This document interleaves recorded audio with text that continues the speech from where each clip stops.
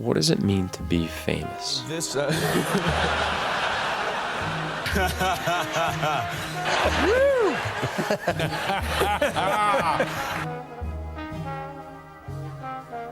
Right?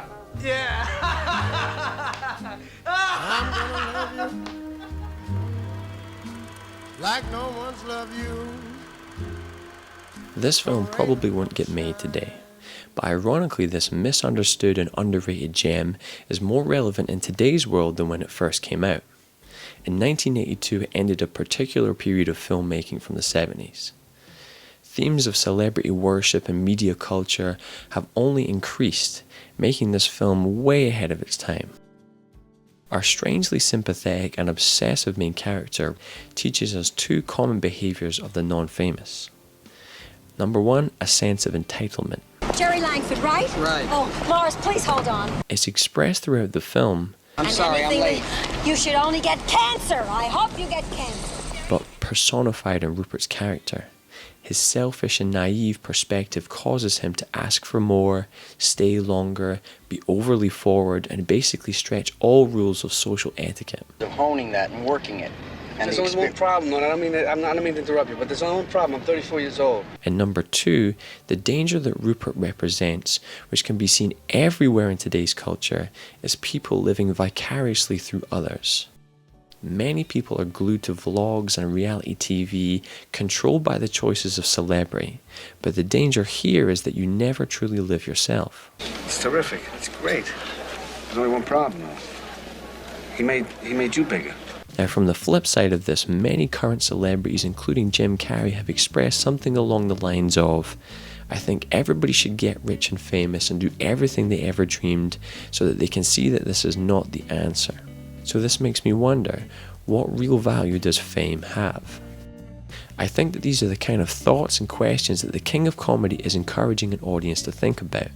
But for Rupert Pumpkin, his perspective is, better to be king for a night than schmuck for a lifetime.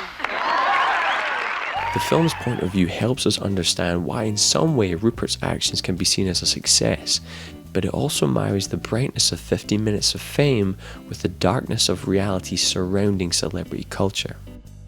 We break perspective briefly to give a glimpse of the reality of Jerry Langford's life, and it doesn't match that of Rupert's vision of fame. So if the sense of fame and grandeur isn't really of any value, even for those that have it, then it's really just the perceived value that is so attractive for those who don't. This is why I think Scorsese's choice to hold on this shot for the length of an entire song is so meaningful, showing us an image that encapsulates both characters' desires and the film's main themes of desperation and obsession with celebrity. Masha's character wants a piece of Jerry Langford. She tries calling him, writing him letters. She just wants to be acknowledged by him, as if that acknowledgement will somehow give her validation in her life. Her character is represented by the reaching hands, desperate for a piece of what she sees on television. Now, even though the image is from inside a limousine out towards the streets of New York, it reminds me of that image from The Poltergeist. And perhaps Scorsese is using this image as a metaphor, using the glass as that of a television set, and we can see Masha lusting over what she cannot have. But then we also see Rupert. This sums up his ultimate goal of not just worshipping Jerry, dressing and copying his mannerisms, but he wants to be Jerry. So just like the story of the film, Rupert for a brief second will experience what it's like to be in the limelight, and he ultimately craves to be in that position of worship on television. But the framing suggests that really he isn't supposed to be there, and that as much as he craves that position, he'll never be front and center. But for someone not yet famous, Rupert has a surprising amount of self-centeredness and obsession with himself. I like to put some color in your face. Really, I should get made up. One way that this is expressed is through the fascination with his own name. Rupert Pupkin, the new king of comedy. Rupert!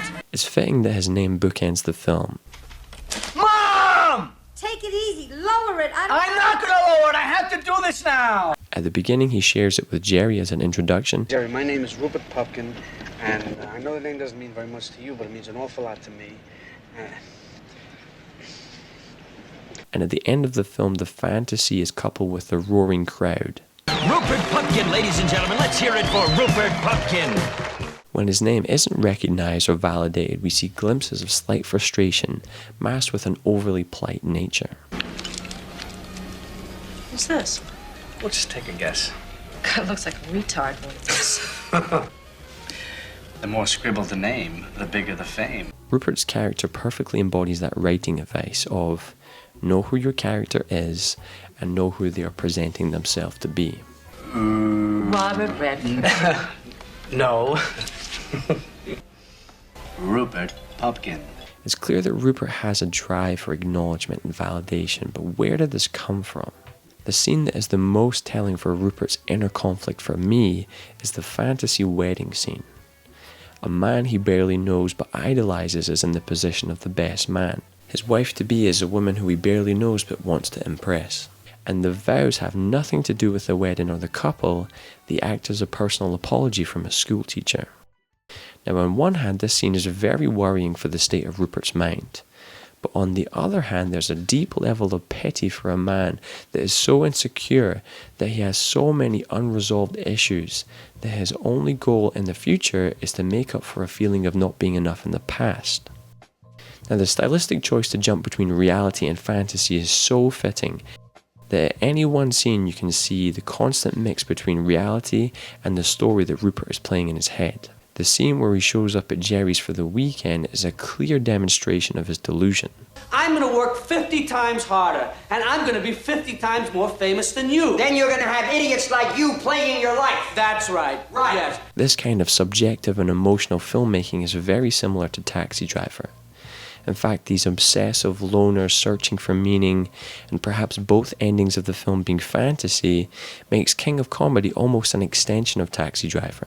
And for me, this is the one shot that is most reminiscent of Taxi Driver's style. The subjective character can no longer watch as Travis's desperation and forwardness and awkwardness fills the screen, so the camera moves away out of embarrassment. This subjective filmmaking and emotional camera movements is repeated here in The King of Comedy. We see the size and scale of what Rupert really wants. He doesn't want talent or craft or money or material possessions that come with fame. He wants the validation, the acknowledgement, and to be in that position of worship. So why is this film an underrated gem and not a tentpole in Scorsese's work? And why did this film flop at the box office when it first came out? And why did DeNiro and Scorsese not work together for another 7 years after this film? Well, both actor and director were said to be so emotionally exhausted after The King of Comedy that they needed a serious break. The film was so awkward and uncomfortable to make that in turn this created an uneasy and difficult film for an audience to watch. The world has a weird relationship when it comes to fame. We have no problem watching violence and sex in films.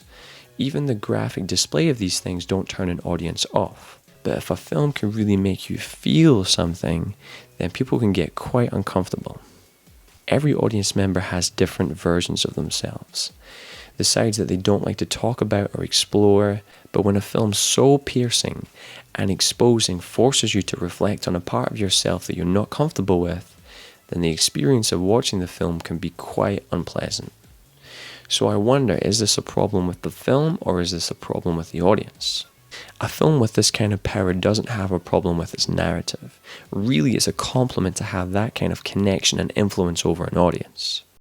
This is what makes The King of Comedy a very mature film, and its greatest achievement is its ability to uncover the unspoken fantasy relationship that we all share with this celebrity culture, and confirms our position as unhealthy onlookers. Mom! What is it? Please stop calling me.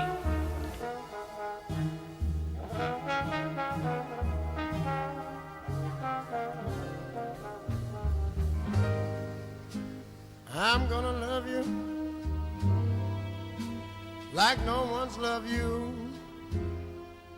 Come rain or come shine.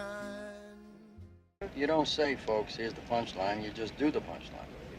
Exactly.